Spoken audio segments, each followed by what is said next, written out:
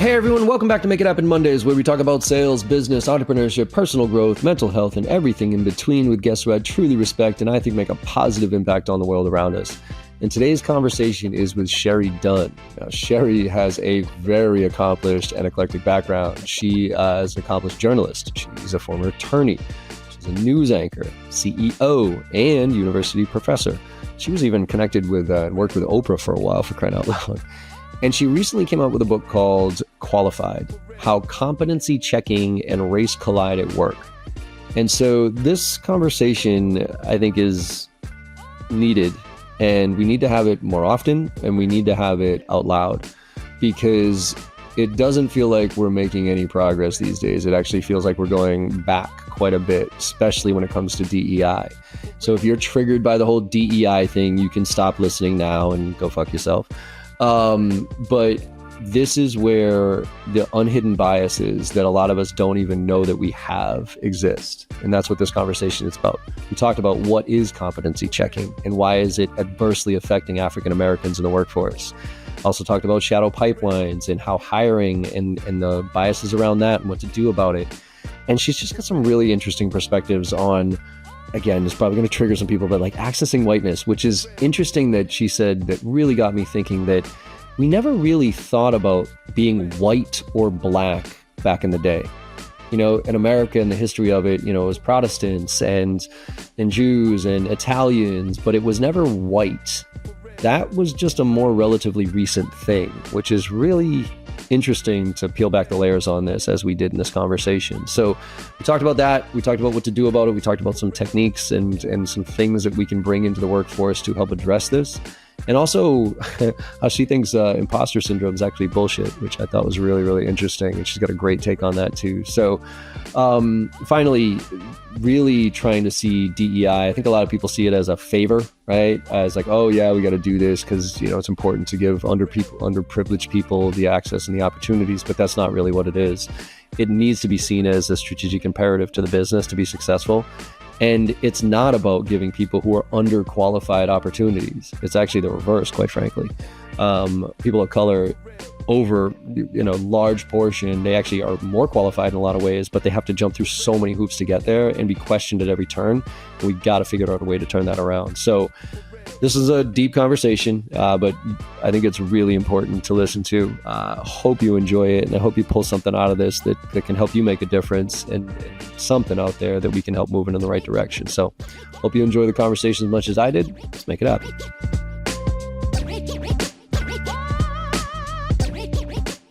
Shari Dunn, welcome to the Make It Happen Monday podcast. How are you today?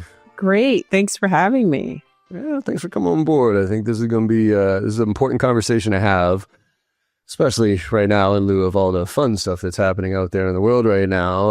And for those of you listening, we are going to be talking about, mainly focusing on Shari's book, Qualified: How Competency Checking and Race Collide with Work, or at Work. And we're going to dig into DEI and all the challenges that are happening right now. But before we get to that, Shari, I always like to ask origin stories here. So outside of LinkedIn, you got a real interesting LinkedIn background with some very diverse experiences. But even before that, talk to us about where Shari's coming from. So, you know, when you're a kid, your parents, your mom, whoever, like, where'd you grow up? How'd you get the bug to do what you're doing right now? And what made you you? And then we'll dive into the rest of it. Yeah. Okay. Yeah. So like my Batman origin story. Yeah. I can. Well, I am from Milwaukee, Wisconsin. So I'm from the industrial Midwest, and that's where I was born and raised, and my family's from. My mother's family and my father's family, were basically refugees from the American South. You know, their families left, the South, during the second migration, not the first great migration in the 30s, but the second in the late 40s, early 50s, where a lot of African Americans, you know, basically fled the South, going north. And so all of my family that I've ever been related to, the majority, lived in Milwaukee, Wisconsin. So I grew up in a small, immediate family. It was just my sister and I and my parents, and always dogs, always grew up with dogs. But I had a large extended family. My mother came from a family of 13. And All but I think two lived in Milwaukee. And then my grandfather's brothers, all but two, I think, lived in Milwaukee. So I have first, second, third, fourth cousins, probably fifth cousins at this point, who the line of cousin is like blurred. It's just cousin. So I have a lot of relatives. I'm from the industrial Midwest, and this very working class. It's a community of Black folks I think people either ignore or don't think exists. I always tell people there's something between the Cosby Show and Good Times. It's called working class Black people. And, we grew up in a neighborhood, in a house. People went to work every day, but they were working class people. My father worked at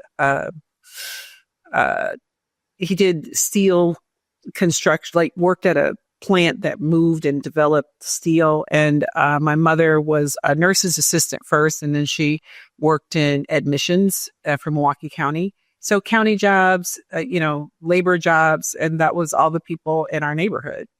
And yeah, that story somehow gets lost in talking about working class people.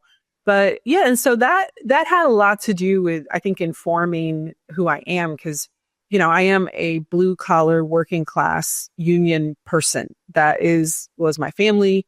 That is who I am. But I did go to law school, and, I went to college. I went to law school. So there's this other. Why law school, by the way? Yeah, I went to Marquette undergrad. So I got to include Marquette first. And then I went to Northwestern Law School in Chicago, which is now called Northwestern Pritzker School of Law, after my classmate, J.B. Pritzker, who's the governor of Illinois, who donated a lot of money. And so now the school is partly named after J.B., which is hilarious. But why choose law? What was the driver for you for law? Yeah, when I was a kid, I wanted to do a lot of things. And I've actually done, I think, all of those careers at this point. Law. Well, actually, my mother used to like to tell the story. My parents were both deceased, but my mother, when I was younger, I was part of something called Law Explorers. It was like Boy Scouts or Girl Scouts for careers. And we went to a courthouse and met a judge and learned about law. And I was like, I'm going to be a lawyer, because I couldn't even say it properly. And I did. I became a lawyer, and I did practice divorce and custody for victims of domestic violence. That was very important to me. I worked in legal services, so I did that for several years. And then I worked on the national level for the National Legal Aid and Defender Association, which is like the bar association for legal services attorneys and public defenders. So we did training, and we did advocacy, and we worked around on the legal service side, federal funding for legal service, which is funded by something called the LSC Corporation. It's a quasi-governmental agency. So anyway, we did all that work, and that was in DC. And then I ran a foundation for 4 years that funded the legal service system, and that was in New York. And that foundation was a sub-foundation of a foundation called the Atlantic Philanthropies. And why that's interesting is Atlantic Philanthropies was funded by a family called the Sweeneys or Feeneys. I always get their last name wrong, but they were the owners of the duty-free shops. And when they sold the duty-free shops, they had all this money, and they were actually the original originators, in some sense, of the Giving Pledge.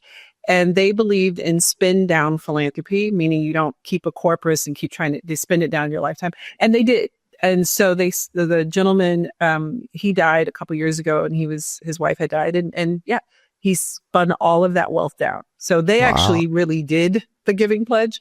But anyway, so our foundation was a 5-year term, because that's the way they did things with the spin down. So did that in New York, and then I lived in New York during 9/11, which I try to help explain this, but I had always also wanted to be a journalist. So that was the second career I always wanted to do. So after 9/11, maybe 2 years after that, I was like, well, you could get evaporated at work. I probably should see what else I can do. And I started freelancing. And when I was practicing law, I actually had worked in a television station, like on the weekends, just to learn the ropes. But anyway, so I started freelancing, moved to LA, did some freelance work, and then got hired in Texas in a town called Tyler, which is in East Texas.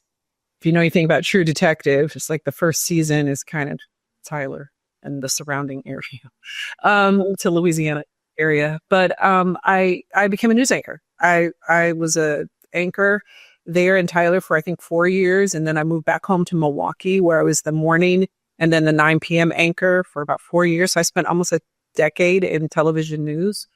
Can I ask? And yeah. Can I ask a quick question about news? This is actually just more my curiosity about news anchors. It seems like news is so depressing. Just in general, right? Yeah. Like every time I've actually, one of my New Year's resolutions was to stop watching the news.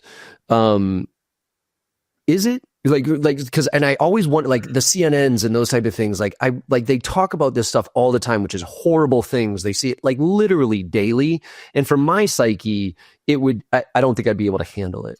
Well, is it that, or is it like, do you have to have a certain personality to be able to handle that type of onslaught of negativity, or is it balanced with some positivity that gets you through? Well, I think it's like anything. I mean, like when I practiced law, I did divorce and custody for victims of domestic violence. Some of those clients got killed. Some were murdered. Like this real business. And so you develop a capacity for the work, I guess, like anybody else, like doctors, like anything you see, you kind of develop a capacity. For me, the hard part of television was it did change. Television and journalism in general used to be a lot of beat work where you worked a beat and you really learned a lot. Like people would learn local government, or they would learn state government, or they would learn environmental. It used to be really different. But after the first economic downturn was like 2003 or something, I don't know, whatever that was, things really changed in news. And news became more generalist with people who did not have a good depth of knowledge. And so for me, the issue was I thought I was getting stupider doing news. I wasn't so much depressed as I was getting dumber every day. It was like you stop writing like a human, which is crazy that I wrote a book, because when you write a news script, you write it for speaking. So when you spend years writing like that, you actually forget how to write real words in a real way. So that was weird. And then it definitely became murder, murder, fire, fire, murder, murder, fire. But it wasn't so much that it was depressing. It was just stupid. Like it was stupid. And you couldn't, and there isn't, especially in local news, there isn't, even in national news, but there's less of this in local news, the desire to get deep. Most news stories are 30 seconds. A minute 30 is long. 2 minutes is like that's a super long for local news. I mean, so, I just was like, if I don't leave, I'm gonna not remember anything I know. So anyway. I get it. Let me ask, how'd you get connected with Oprah? Oh, how to get, that's such a crazy story. So the Oprah story and the Who Wants to Be a Millionaire, those are the stories everybody wants to know about. So the Oprah story was, I lived in New York, like I said, and this was pre-internet dating. And this woman had a dating cafe where you go to this coffee house and you open a book and you read. Can you imagine that? No pictures about people. And then she would make the call and you meet at the coffee house. And so it just so happened that the Oprah show was interested in showcasing a lot of dating things. And so she called me and asked me if I would come and do a date that would be filmed for the Oprah show. And I was like, sure, Yeah. And so I did that. And then later that evening, the Oprah show called and they were like, hey, we want to change the segment. We want you to be like the avatar and try a bunch of different dating things for us. And so it really was like, I couldn't have knocked on the door for it to happen. Yeah. Like it was just random. It's a random New York story, which is truly only in New York. And so they flew me to Chicago. They had me try different dating services. I was on the show with Oprah and Gail. I mean, I was a guest of the Oprah show, like half an hour. The half of the segment was me and Gail and Oprah. So it was bananas, but it's not something that you could script. Yeah. And then the Who Wants to Be a Millionaire was another New York story. I was like, oh, people, and I had wanted to leave New York and I wanted to get into news at that time, which ended up being like going to a casino, but that's a separate story. But I was like, oh, I'd like to get some money to do this. So I used to be really good at trivia when I could remember things. And so I went and did the test. They had like this little test. It was simple. It wasn't like Jeopardy. That's like a college exam. Yeah. And the young lady who was interviewing me did not like me and was not nice to me. And when I got home, the woman who was interviewing sitting next to her called me. And she was like, yeah, I don't think that was so great. Would you like to be on the show this week? I was like, what the? So again, another only in New York story. And I won a lot of money. I did not win $1 million, but I did Very win well. I still that my favorite is of all time is the ultimate winner guy who like knew all the questions and he used his one lifeline at the end to call his dad and just tell his dad that he was about to win $1 million. Like that was my absolute. That would have been, well, I tell you, the one question I crashed out on, I actually knew the answer to, but I got so excited by how much I had won, I got distracted. And then they were like, what would your answer have been? And I was like, Oklahoma. And they were like, that was the answer. And I was like, fuck. Oh shit. And so on the way home on the subway, I was like, Oklahoma. And I still don't even like to hear the word Oklahoma. So it's related to musical. It's funny because the people watching the show, oh my God, it's so easy. It's like once you get into that scenario and you're in front of the lights and the pressure and all that other stuff, like you act different, right? Well, once they say you've won, $150,000, you're not like, oh, I'm going to risk it for $250. That's a significant amount of money, And so I'm listed as one of the top earners in the summer. That's awesome. So there you go. Well, congrats on those. So I got a strange origin story. Yeah, you got a lot of different turns and hooks on that, but I think it sounds like it positioned you well to write this book. Qualified: How Competency Checking and Race Collide at Work. I don't even know how to start this conversation, quite frankly, with where we are right now. I did probably about 5 or 6 years ago. I did a webinar with a couple of women called We Need to Talk. And it was about the bro culture in sales. Something that triggered and just, set me off. And, what was sad was I reached back out to those where I've stayed connected with them.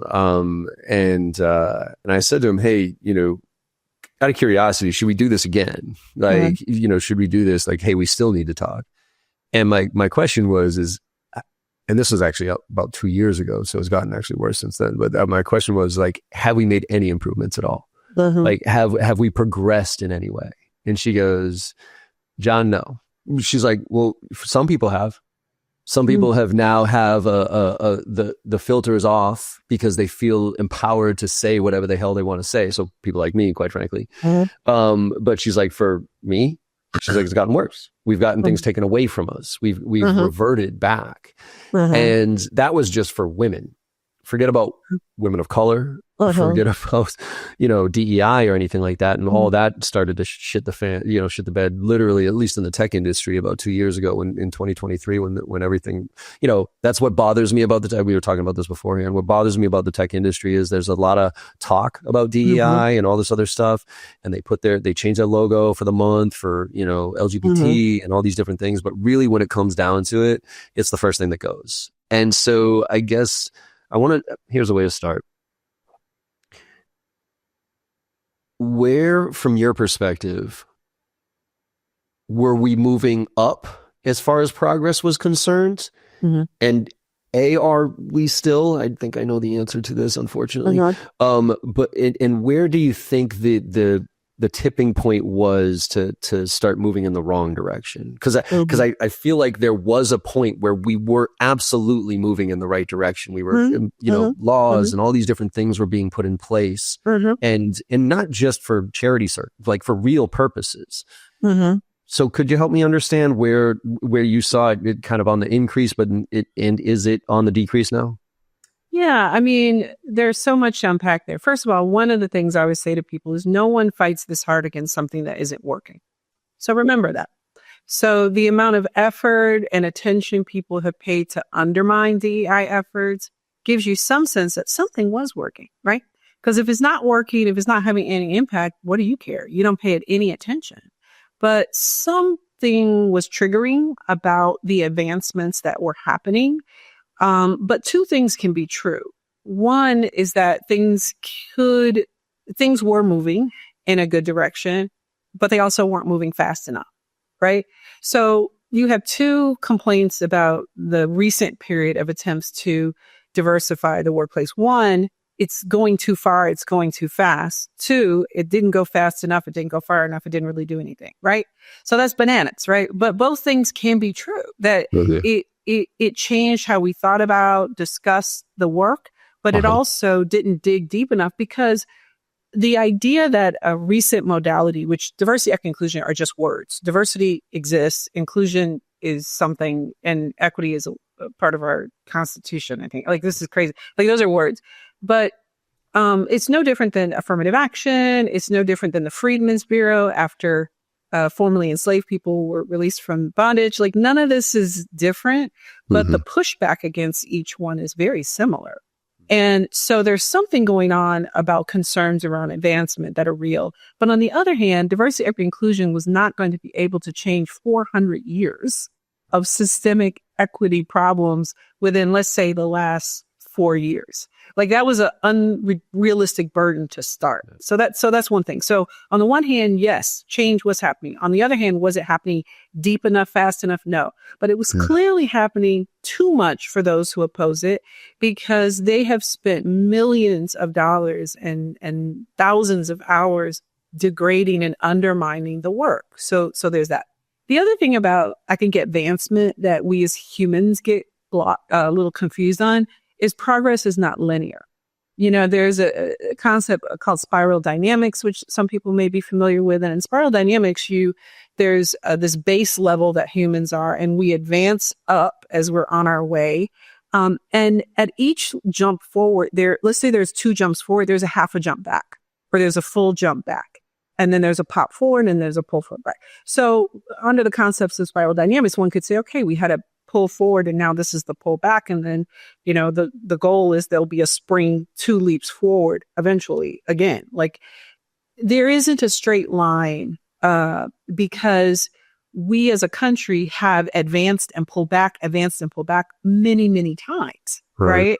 So we free the enslaved people, we have Reconstruction, and then we had Jim Crow, which is a pullback, right? So this is something that we do. And so I really want people to contextualize, which is why you have to be ever vigilant, which is why people cannot assume rights, like we've seen with the right of choice.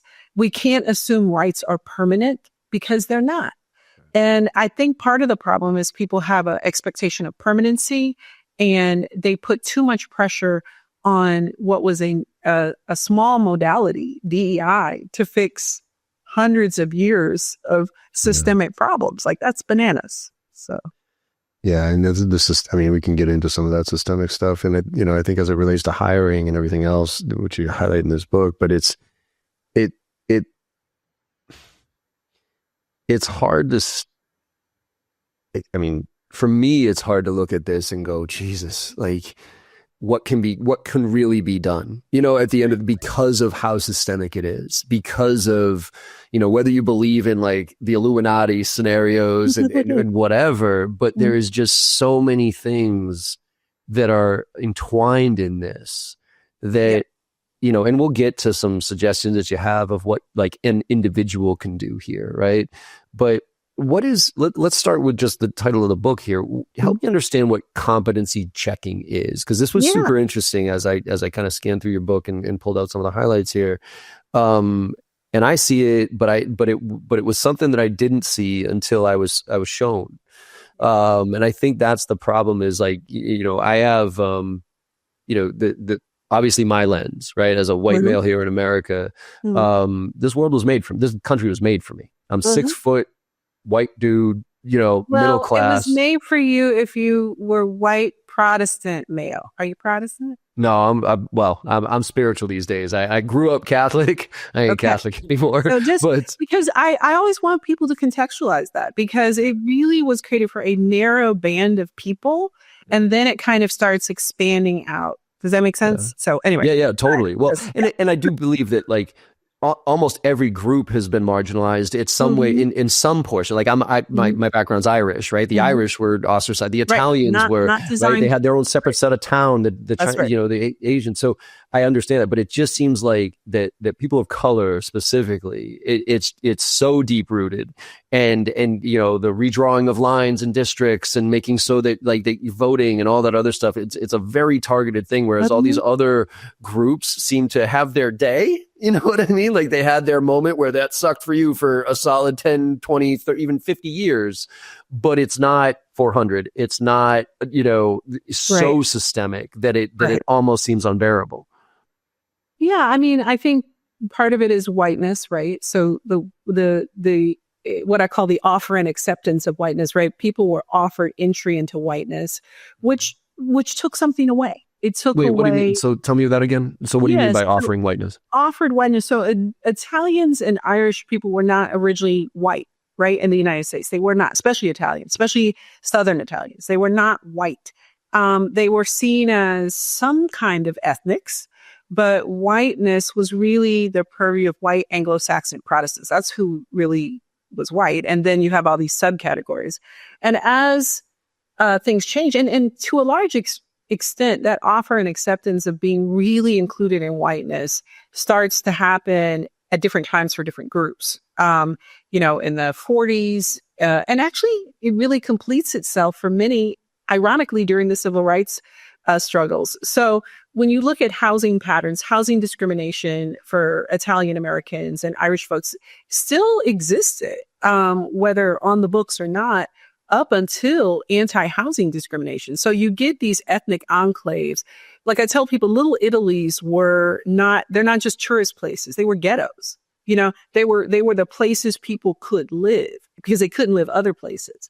And as at the end of World War II is one time where that starts to expand. But even then, you get these suburbs that are primarily Italian or primarily Irish. They still keep that ethnic. It's not until the 60s when anti-discrimination laws and housing really bust open housing that you see these areas push out and you see this full participation in whiteness from ethnic whites, right? So I would say white Anglo-Saxon Protestants, for most of U.S. history, didn't consider other ethnics on their level at all. And they certainly didn't consider them part of them.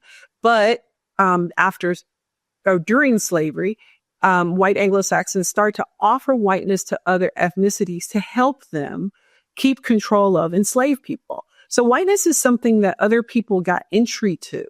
But white Anglo-Saxon Protestants, that's their birthright, I guess, the way they have seen it. But other ethnics got entry to it. And that entry took a long time.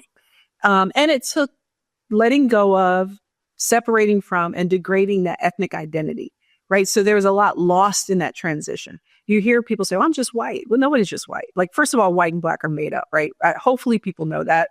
They're not real terms. They don't go back to antiquity. Although somebody told me it says so in the Bible. It does not say so in the Bible. The King James translation puts a racial lens on something that is not correct.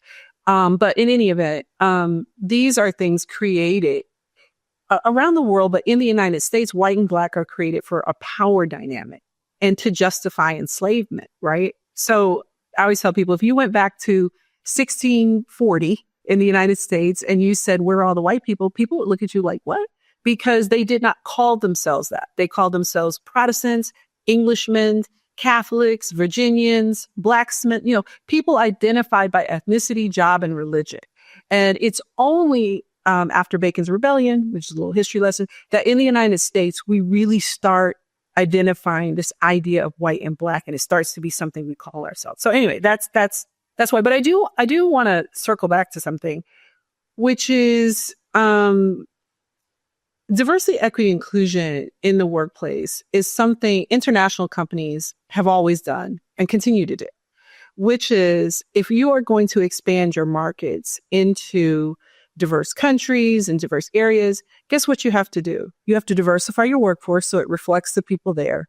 You have to be inclusive about their holidays, their cultural traditions, and you have to be equitable, figuring out what that pay scale is between you in the States and your companies on the ground. Now, people say, well, Nike or somebody else pays children to do these things. But yes, that's true. But overall, companies, when they move into an international posture, are doing DEI all the time. And so what I would love for businesses is to shift their understanding of DEI. We have a diverse workforce in the States. We have a diverse consumer base that's getting more diverse every day. So what it means to operate in this space means understanding that, right?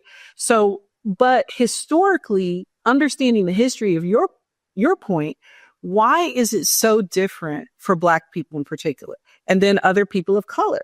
Obviously, Black people could not get access to whiteness the way other ethnicities could, right? So the Irish definitely, no Irish, derogatory things. But once that change happened, it happened. Black folks were never going to get access to that, right? And as a result, it starts a whole different road that gets us to today. Does that make sense? Was that too much of I also taught as an adjunct at a university. So if I love it. I'm getting educated here. This is actually, I love this. Professorial. The access to whiteness, I've never really thought about that before, but that is 100% true. And again, to your point, it didn't happen overnight, it evolved that way. But it's interesting to kind of wrap your head around the fact that it's not black and white. You know what I mean? Like it's, or like, when did we start identifying as white versus? Right. That's right. Right. Those type of things. Well, the interesting part about that is Black people and new Irish immigrants, we're talking on plantations, so indentured servants, had good relationships, intermarried, not a story unknown. Italian Americans, when they lived in the South, good relationships, intermarried. As those groups sought access to whiteness, they became some of the staunchest defenders of race and racism because they wanted their place. So there were, that's what I'm saying. We don't know the ebb and flow of our history. So we don't know about the pull, the push, the pushback, the go forward. And this is just another one of those moments. Yeah. So as it gets to organizations and trying to address this, I think those, and I give the tech industry shit, but yeah, I don't think it's ill-intended. I think there is, for the most part, positive intentions to try to do something about this. But I think the issue that we talked about is it's almost never a strategic initiative. It's always because we kind of have to do this, right? Like everybody else is doing it. So let's talk about this hiring and especially help define for me what competency checking is. And then I want to get into some of these hidden barriers, shadow pipeline, and all this other stuff. But let's start with what is competency checking and why is it an issue? So competency checking is something I identified through my own career in life. Things happen to me. And as a consultant, working over the last 5 years with different organizations, individuals, that I saw something was happening. And I was like, it has a name. And I'm sure, what is the name of this? And what I came up with was competency checking. And what that means is that Black people in particular, though it does happen to other people of color and women, are frequently forced to prove their knowledge, skill, and right to be in certain spaces more than others, specifically more than white folks, but more than almost all others. And so their knowledge and skill is always in question, and everybody feels empowered to check, verify, affirm how deep the knowledge goes. Is it rote memorization? Well, how did you get that? How do you know that? Do you really know that? This idea of checking, because the fundamental assumption is that Blackness itself is unqualified, that Black people are not intellectually intelligent, intellectually capable, and therefore you have to hold them to higher standards. You have to check them more. And this shows up in hiring, in the initial hiring. It shows up in employment, and it shows up in advancement. And one of the things I tried to do in the book was really put some data behind this, not just like its feelings. And the data shows that. What it shows is that Black people frequently have more education and more experience for jobs that white people have equal comparable jobs, have less education and less experience. Black people have to have more experience, more education for certain jobs. They have to perform at a higher level consistently to keep their job. They have to meet higher standards to get promoted in their jobs. So the problem is people are assuming Black people are unqualified, and consequently they feel empowered. They can check their competency at all levels of their journey through work based on a false assumption about intellectual ability and competence, which is historical, which stays with us today, right? So competency checking shows up in, initial work. Even name bias is part of competency checking. When someone sees a name that seems like it could be African American, they assume the person is not intelligent and therefore they won't hire them because they don't feel they're competent, right? That's checking their competency based on their name. I have some research in the book from, I think, Korn Ferry, where they talk about Black P&L leaders who are equally and superior in skill, not getting promotions, not getting through, getting the hardest work, hardest assignments for failure. So the assumption is that diversity, equity, inclusion is about unqualified people getting jobs, when in fact, diversity, equity, inclusion is about removing blockages that are preventing qualified people from getting jobs. That is actually what is going on.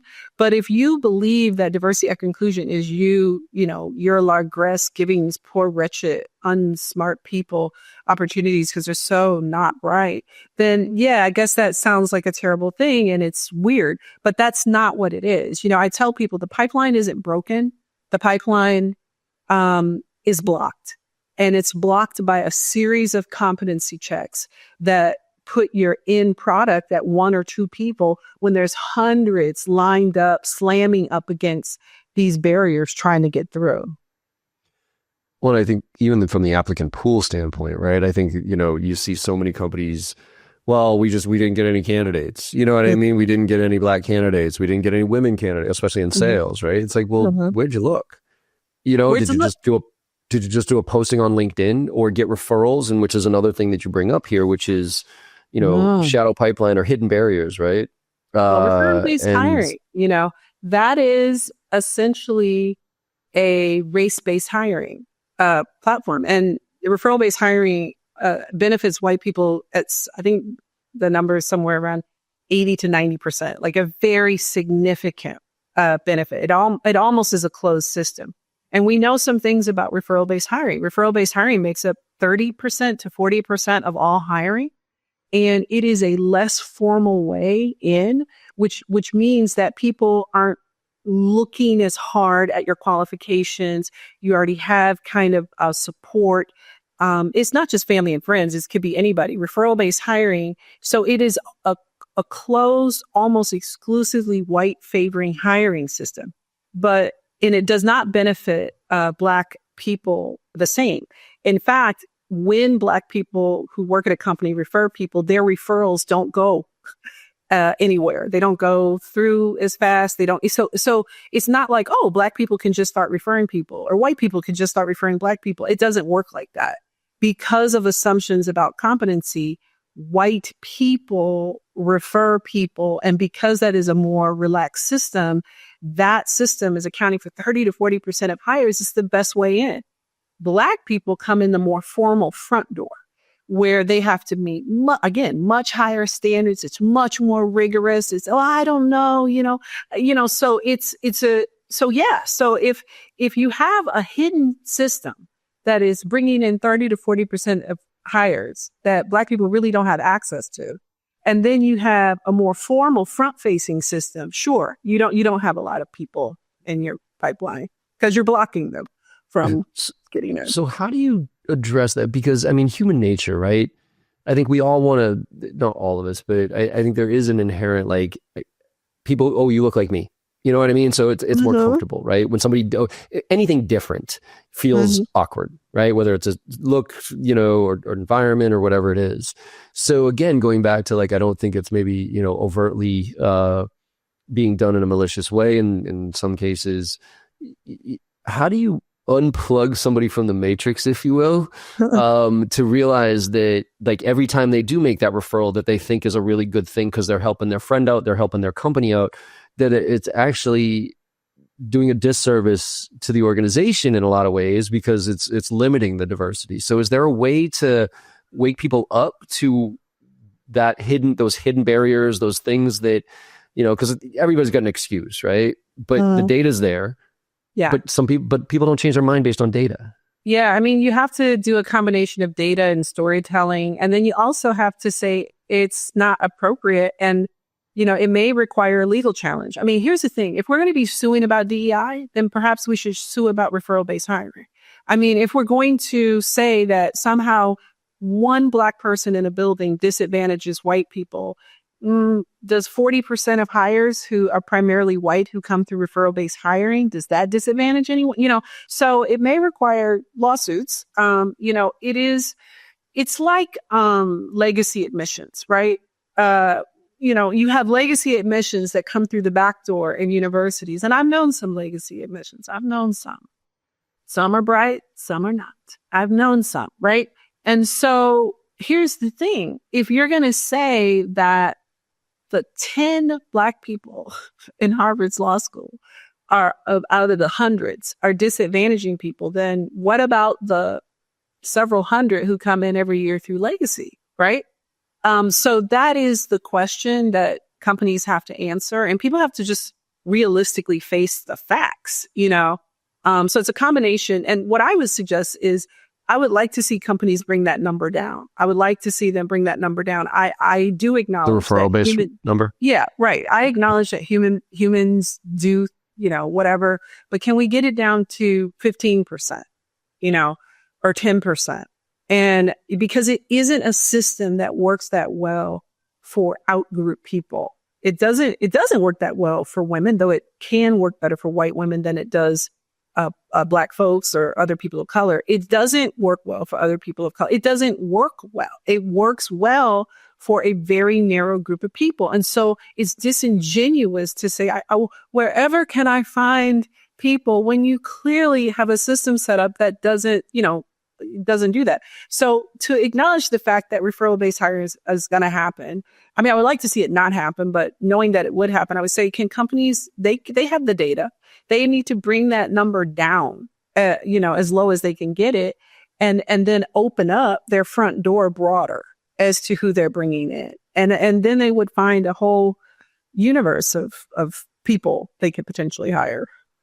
One of the things that I'm encouraged with that I see at the in the tech industry specifically is that they're starting to loosen up finally on like the college degree scenario, right? Where it's like, before you had to be at Stanford, you had to be at all these smart schools, and you had to have a degree to even get into invitation. And now they're realizing, okay, like there's plenty of smart people out there, and they don't necessarily all have degrees. So that's one of the kind of positive trends I see. One of the negative trends I see though is the application of AI into the process. Mm-hmm. Have you started to kind of pick on or look at any data on the implicit bias that AI has on interview screening and resume screening and job application writing and those type of things? Or do you think that's actually going to help? No, I mean, I don't think AI is going to help. I think AI is us, right? It's the craziest thing. People talk about AI like it birthed itself. AI is us. We are it. And so our biases, our understandings are in it.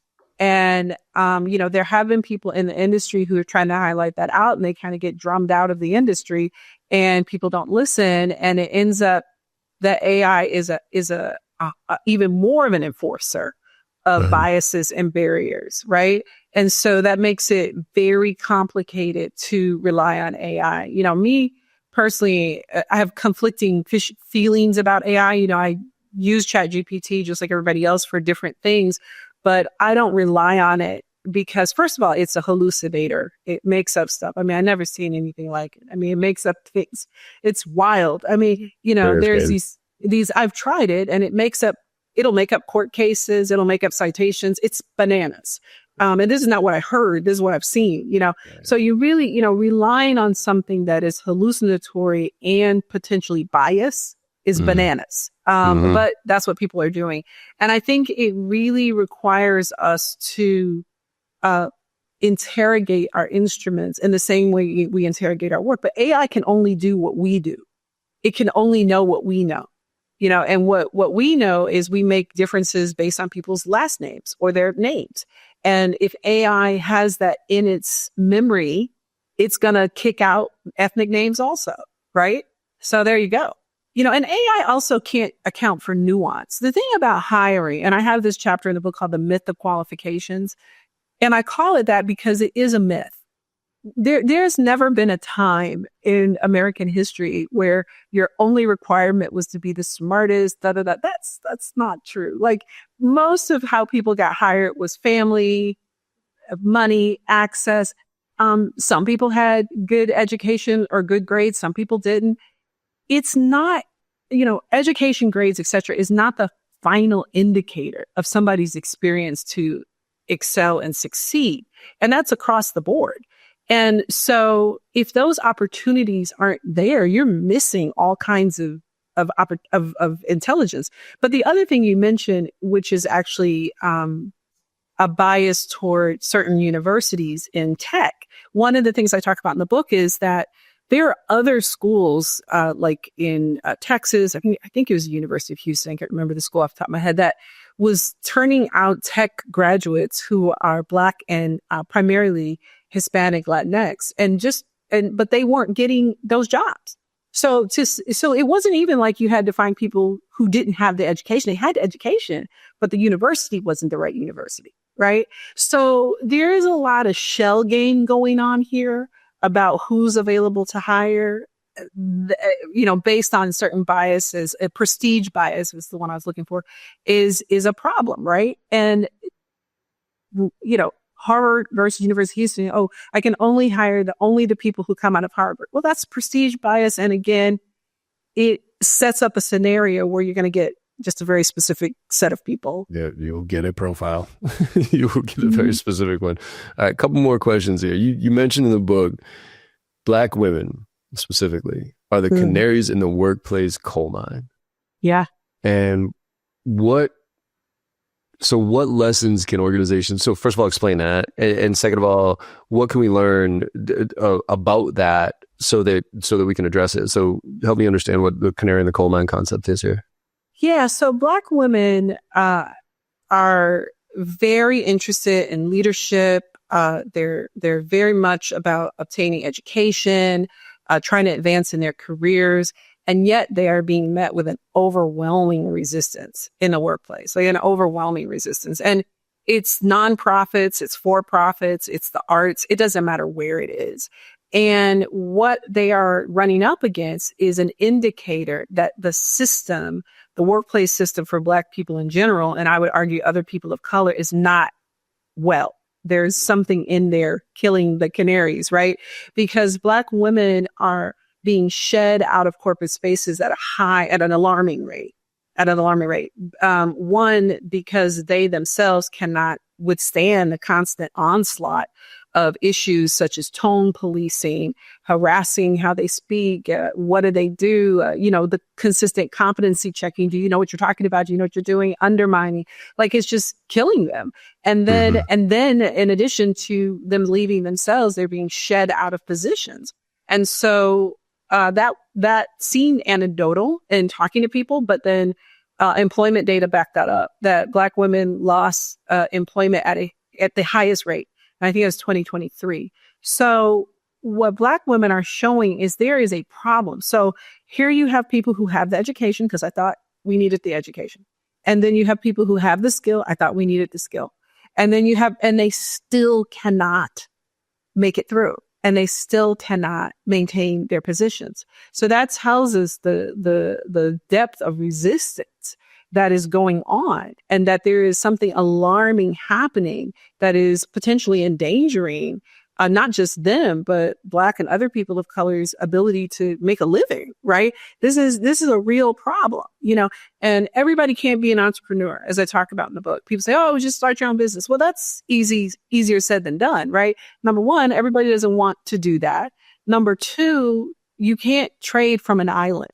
Like, you have to have trade partners, even if you have your own business. I mean, think about Walmart saying they're going to retreat from diversity suppliers. It's very hard for diverse suppliers to get into supply systems. So if I have my own business, who am I trading with, right? So that is why I call Black women the canaries in the workplace coal mine, because their numbers, their data, their experience is a leading indicator of what we're going to see as a lagging problem for other people of color in the workplace. So let's talk about some tactical stuff we can do. Right. Mm-hmm. Like this feels like boiling the ocean here, but what are some organizations to maybe highlight those implicit biases that they have that they didn't know they had, or those blockages, like you say? What are some tactical things that people like listening to this right now could either do themselves as individuals or go back to their organization and try to change a little? Well, okay. Well, before I answer that specifically, I do have to talk about my favorite topic, which is a change that people can make, and that is imposter syndrome. We can stop talking about imposter syndrome as a real thing, and we can deconstruct the ways in which workplaces are making many people uncomfortable and engage in more collective action to help each other in the workplace. So just a quick thing, imposter syndrome, everybody feels insecure. I get that. Everybody feels uncertain. That's a feeling humans have. Imposter syndrome is a problem. It's been weaponized, particularly against women, and I would say especially white women, where they feel that they are at fault for their own insecurity, when really it's a response to being in environments that aren't designed for you. And if we shift our thinking, that means we can engage in more collective action to change the places where we work, right? And that means we can work together to be like, hey, feeling bad about being a mother at work is not something we should be doing. And our workplace is 50% women. Maybe we should work together to address that, right? Yeah, so maybe. Part of it is moving from individual to collective. So that's one thing, and removing that barrier that is imposter syndrome could help us do that. The other thing is, go ahead. Sorry, do you mind if I ask on that point? Because I was always, I feel imposter syndrome. Everybody feels imposter syndrome. One of the things that helped me deal with it, and this is from my perspective, right, from white male standpoint, is that the woman who I was talking to actually on the podcast, she's like, well, one of the reasons is imposter syndrome is because it's actually in a lot of ways a good thing, because it means you're growing and you've never really been at this level before. So inherently, when you get to the next level, you've never been there before. So you feel like an imposter, but then after you get there and you kind of figure it out, you don't feel like an imposter anymore. That's my perspective, my lens. Right, I know. How is imposter syndrome different for a Black woman, a white woman? Yeah. So when you talk to most Black women in honesty about imposter syndrome, they roll their eyes, because Black women do not generally feel like imposters. They feel like, I come to work and I'm harassed and people want me to be an imposter, and I'm not an imposter. And this puts them at odds with white women who frequently feel like they are an imposter. So they feel either challenged by Black women who don't feel that way. Why are you so confident? I mean, it ends up being a whole situation. And so most Black women do not like or validate the idea of imposter syndrome. Again, I really need to separate that from insecurity. We all feel insecure. You might come into a new job and feel insecure. That is separate. And the problem with imposter syndrome, which I talk about in the book, is the research is terrible that created this idea. It was a small study, a small group of, I think, 47, a small group of women, primarily white upper middle class women. And the study was done in the 70s, mid 70s to late 70s. These women were the first white women in professional spaces, right? In the time the study happened, white women finally got the ability to have, well, women in general, but to have their own bank account. The study never identifies the insecurity. They call it a phony syndrome in the study. The study does not talk about the times in which they lived, patriarchy, or the impact of being the vanguard in the workplace. That was what was making the women feel uncomfortable and making them feel like imposters. How can you not feel like an imposter if you go to a place where nobody looks like you, nobody is like you, and nobody speaks? So that is my problem. And what my issue with imposter syndrome, if we've conflated it with normal human insecurity into a syndrome that is an individual failing.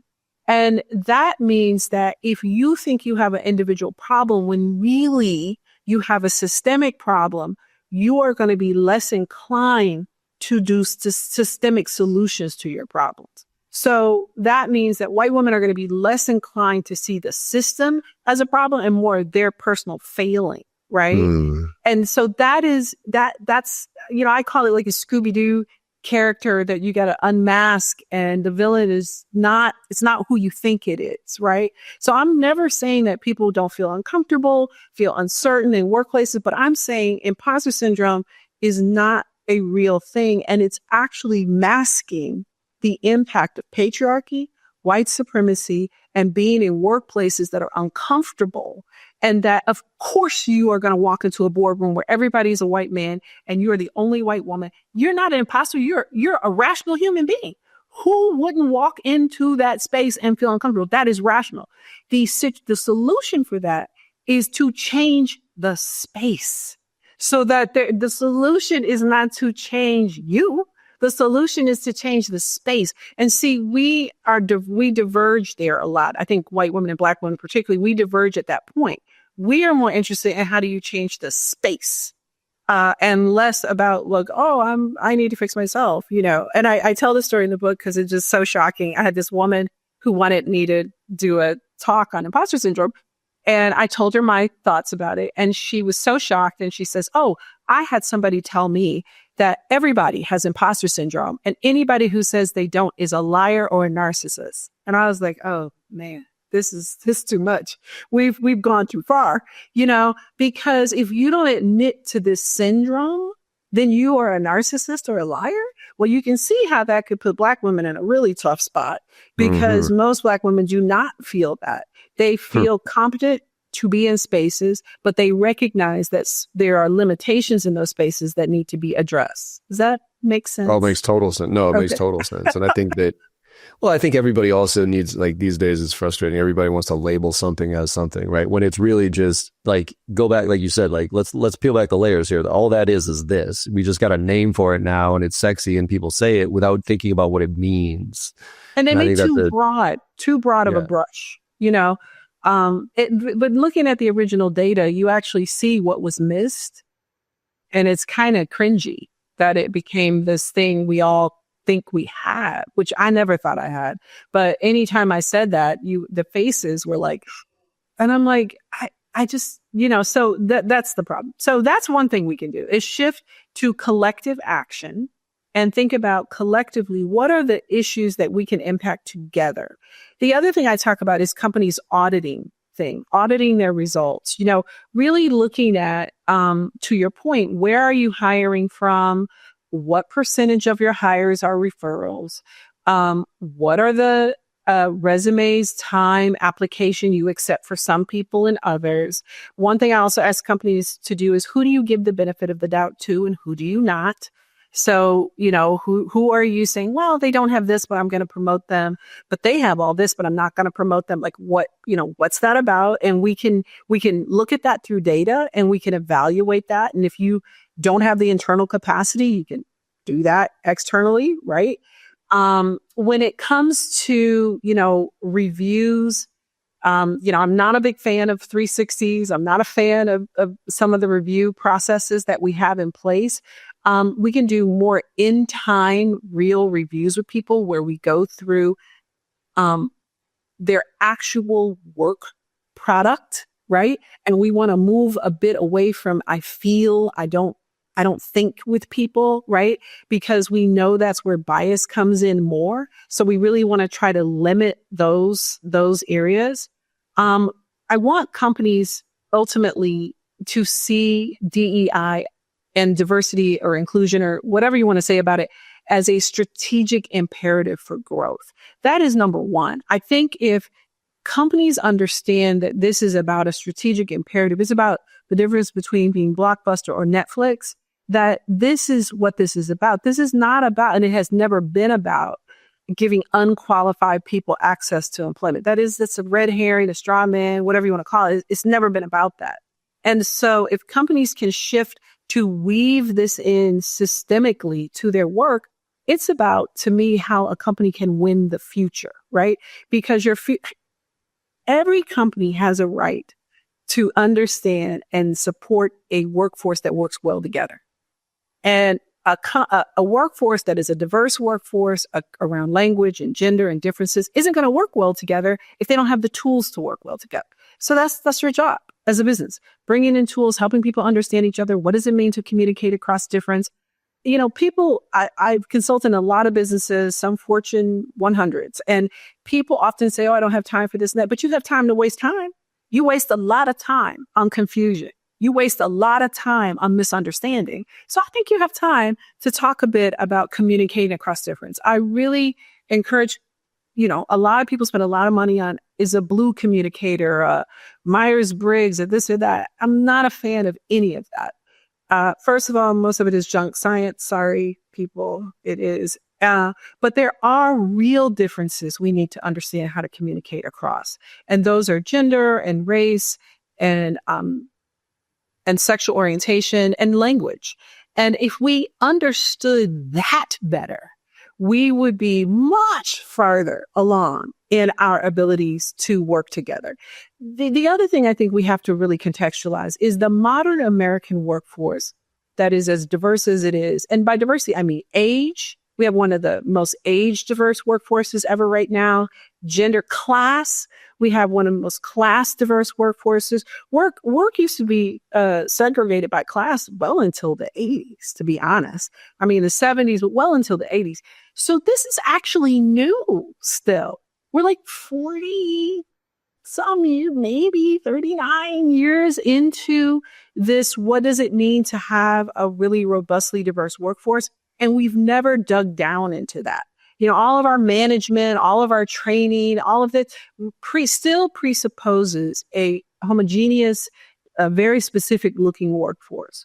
And so DEI really came to say, hey, let's look at the workforce today and let's figure out how we do that better and how we, create and bring more diversity. And then the final thing I think for companies is, and there is a lot of data on this, we are missing out on the growth of markets in this country, right? So we think about the growth of markets in other countries, but the racism has diverted, according to a study, over $16 trillion from Black American wealth. And that wealth could be going into the economy. So it's actually costing all of us in all these ways that we haven't. But I often tell people how many businesses or industries could still exist if we didn't suppress so much wealth in the United States. It takes a lot of work to suppress wealth accumulation, which is done, right? So what if we unleash that, right? And saw it as a net positive?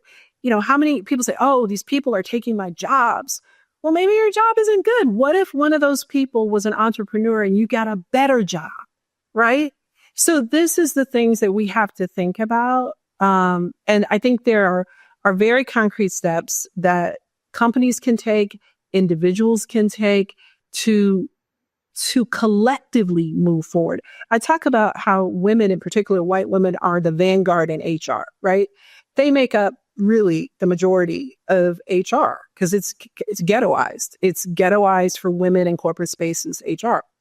But they're the inside man. If they had a better sense of systemic issues, they could work more proactively and collectively to help. It's not just about helping women or helping people of color, but ultimately, I believe these things help everybody.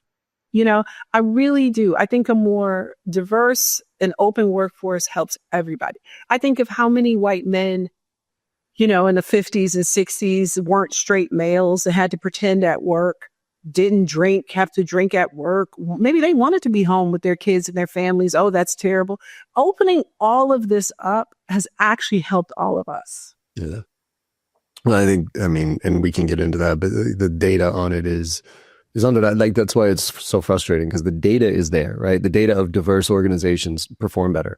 They have higher job satisfaction. They have higher customer satisfaction. They have higher, but it's just like, it's like these days facts don't matter, right? It's and you're emotion. fighting an onslaught of a well-funded counter narrative. Yeah. I mean, there are people, the Claremont Institute in California is a juggernaut of disinformation around anything related to diversity, equity, inclusion. And they spend a lot of money and they have a lot of resources to undermine that message. Yeah, it's the same. My wife's an environmental scientist, and it's the same thing on that. I mean, not the same, but similar. No, they spend a lot of money to tell people the opposite. Oh, it's fine. Yeah, like Exxon has their nice, cute little we do some green stuff while they get $93 billion of profit a quarter and just keep pumping oil into the oceans and stuff. So it's like, okay, great. Right. And pretending like this stuff isn't actually happening when we can all look outside and say, these storms are getting worse. I don't care if it's humans or not. It's happening. So. Well, and that's one reason why in the book I did take the first 3 chapters to explain the rationale, because people have heard a totally different rationale. Yeah. And they don't know. They don't know why. So. Well, even as simple as it's not simple, but what you had said about like the affirmative action component of this, which is the feeling that we're giving people who are less qualified an opportunity over a white person that isn't, that is more qualified. That's not the case. But I think that's the prevailing, that's what most people think when it comes to affirmative action. That's it's like, we're giving these poor, people who aren't really as qualified, we got to give them a chance here because the law is telling us to. It's like, no, you're actually, it's a perception thing, not a reality thing. Like they're more qualified. And what happened, what was happening and what is still happening is that Black people are not specifically getting an equal chance of employment. And, I tell that story in the book about my mom having her application crumbled up in the garbage and thrown in the garbage right in front of her. I mean, that was the situation pre-affirmative action. So clearly it didn't have anything to do with qualifications. It's just, I don't want to hire you. Right. So we assume things have changed in a way they have not, at a level they have not. And so I talk about it as anti-rejection medication, right? And like if you get a transplant and you stop taking your anti-rejection medication, that's not going to end well for you. And so the EEOC and affirmative action are anti-rejection medications that are designed to make sure that there is an opportunity, right? But the other thing I do have to say is Black people and other people of color have a right to be bad at their jobs, just like everybody else. Like white people I know some white people who are terrible at their jobs. And I've never heard anybody say, we can't hire any more white people. But I have heard people say, we hired one Black person. I mean, it's ridiculous. Like that takes away humanity, right? So they could be bad at their job. They could be good at their job, but they have a right to have the opportunity just like everybody else. And the assumption is they do and they don't. Because again, we know it starts with your name for entry-level jobs. We can see it happening, even with education and qualification. So we know there's a problem, right? So pretending there's not a problem and then saying everybody's equal. I tell the story in the book about my uncle and World War II. The GI Bill is the clearest example of what happens when you try to be race blind, right? So the GI Bill was a race neutral bill. It was really great because it made no difference for Black or any other veteran. So that is a colorblind legislation, right? But what happened when that colorblind legislation hit a race-based system was that almost no Black GIs received the GI housing loan. The number of Black GIs who received the GI housing loan out of 2 million was something in the hundreds, maybe 1,000. It's a very small number. And the reason was because the implementation of the more Black GIs got the education benefit, but not a lot. And they couldn't use it. So they would go to college, but they couldn't get the job. But the housing one is a particular example. So they would try to get a loan. The bank wouldn't lend it. The FHA, the Fair Housing Administration, wouldn't secure or give them security for their loan in areas they wanted to buy housing. Housing discrimination meant they couldn't buy in the suburbs.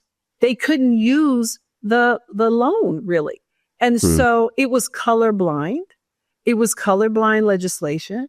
But when it hit a system that was not colorblind, that was race-based, it inured to the benefit of white people. So millions of Black veterans were systematically blocked out of effectively using the VA housing loans after World War II. And people say, well, that's local fault. But believe me, the NAACP, the Urban League, they complained to the federal government. There was a lot of advocacy done, and they still didn't get that money. And that sets in motion the economic inequality. The wealth gap. Today, right? Yeah. That is why. So you have huge suburbs built, all throughout the United States. Those are all white. Not because Black people didn't want to move. They wanted that. And those suburbs appreciate in value. And you have the biggest expansion of wealth in American history after World War II that Black people are excluded from because a colorblind policy didn't take into account race-based reality. So, if we are saying we're going to go back to a colorblind system that doesn't take into account race-based reality, it is not going to end well for Black and other people of color because it hasn't ended well, right? So they weren't asking for anything special. It's just the system wasn't designed for them to access it. Does that make sense? That totally makes sense. Yeah. All right, Shari. I think we should have this conversation for hours just so more people hear it. And I could have it because there's just so many layers to this. And before we let you go, though, how was your name supposed to be spelled? How did your mom want your name to be spelled? Because this is crazy that just for context for people listening, like her mom, like your mom wanted you to be spelled a certain way. And literally the nurse was like, no, that's not the way it's spelled, and threw it and changed it. So what was your name supposed to be? Like, how was it supposed to be spelled? I use that as a early kind of is trying to explain competency checking, right? Like how people feel empowered to tell Black people they don't know what they're talking about. They don't know what they're doing. So I was born a long time ago when nurses filled out birth certificates, and my mother wanted it to be spelled Shari, which is a long story because my grandmother, my father's mother, wanted me to be named Harriet, and she was on the way to her hospital. And my mother's like, no way, this child's going to be named Harriet. And sorry, Harriet, no offense, but my mother did not like that. She really did like it. And so she was up against it. And so she remembered Shari Lewis, who's a puppeteer who had a puppet called Lamb Chop. So you're old enough to remember Lamb Chop. I remember Lamb Chop. Yeah. Okay. So Shari Lewis spelled her name with an A. So my mother said she wanted to spell Shari. And the nurse said, that's not how it's spelled. It's spelled Sheri. And my mother's like, no, she went. So anyway, find out years later, I got my birth certificate. It had Sheri on it. And I actually had to go to court to legally change my name to put the A in my name, which is ridiculous. But yeah, so it's Shari with an A. Awesome. Well, Shari with an A, I'm glad you had it changed. Where can people find out? Again, the book for people listening is Qualified: How Competency Checking and Race Collide at Work. Yeah. So where can people find out more about you, about the book, learn more about this to try to make a difference here? Yeah. Everything you can find on the Shari, Shari, DUNN.com. So thesharidunn.com. You can find out everything. You can find out how to purchase the book, more about the book, more about me, more about pretty much everything. So we'll just send you to thesharidunn.com. Love it. Awesome, Shari. Well, thank you so much for coming on and having this conversation. Like I said, I think it needs to be had more often. It needs to be had out loud. And hopefully somebody out there listening is going to take an extra step here to move in the right direction, as opposed to reverting back to, unfortunately, where it feels like we're going these days. But I think there's hope, right? There's hope. We can always bounce forward. You can always bounce forward. And I think we need to. So thank you again for all the work you do and for having this conversation. I appreciate it. Thanks for having me. Absolutely. And for everybody else listening, I hope you enjoyed this conversation as much as I did. And like I say at the end of all these podcasts, go out there and make somebody smile today, because no matter how bad your day is going or how bad you think it went, you make somebody smile today and you know you had a good day. And the world needs a lot more of that right now. So thank you all very much, and I will see you on the other side. Hey everyone, I hope you enjoyed that conversation as much as I did. With your support and our incredible guests, we're one of the top sales podcasts out there right now, and I can't thank you enough. Now, to keep the momentum going, it would mean the world to me if you could go and leave a 5-star review on your favorite podcast platform and share some of your favorite episodes with your network. Also, I am super excited to be launching my new newsletter, where I'll be sharing everything I know and everything I'm learning along the way while I'm out there selling every day just like you. Go to jbarrows.com/newsletter to sign up today. Let's all level up and make this happen together.